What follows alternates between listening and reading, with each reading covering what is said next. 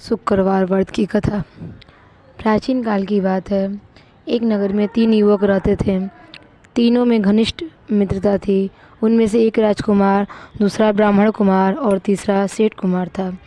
राजकुमार और ब्राह्मण कुमार का विवाह हो चुका था, लेकिन सेठ कुमार का विवाह तो हुआ था लेकिन गौना नहीं हुआ था।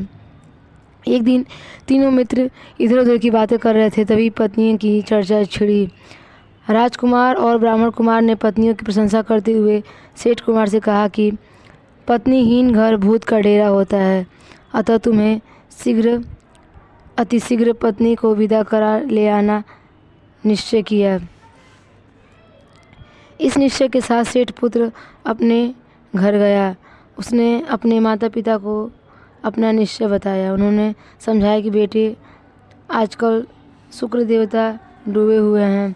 इन दिनों लड़कियों को उनके घर से विदा करा कर लाना शुभ नहीं होता, अतः शुक्रदेव के बाद तुम अपनी पत्नी को विदा कर लाना।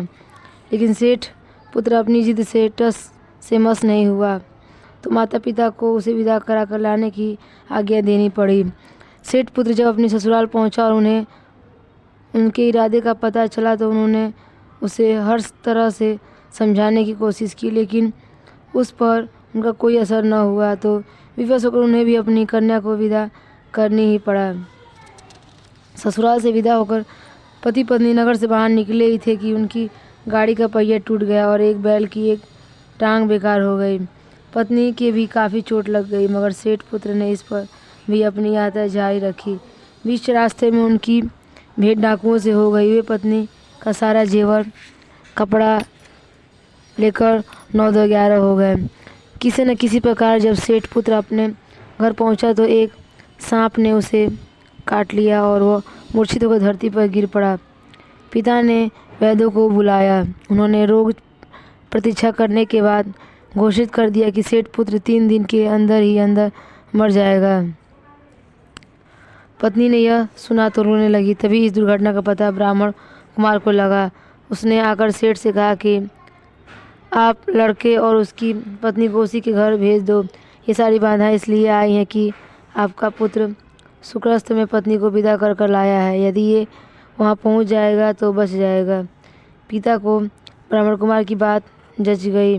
सेठ पुत्र अपनी पत्नी के साथ जैसे ही अपनी ससुराल पहुँचा, उसी हालत सुधरनी शुरू हो गई और मामूली उपचार से उसका सर्वविष दूर हो गया। वो वहाँ तक सानंद रहा जब तक कि शुक्रदेव हुआ। शुक्रदेव के पश्चात वो अपनी पत्नी सहित सानंद अपने घर लौट आया और बहुत लंबी आयु तक पत्नी के साथ संसार के सुख भोगता रहा। हाँ, अपने घर आने के बाद उसने एक लंबे अवसर तक शुक्रवार के दिन व्रत अवश्य ही पूर्ण श्रद्धा के साथ रखे। इन्हीं बातों का प्रताप था कि उसका शेष जीवन सुख सुविधा और आनंद के साथ बीता।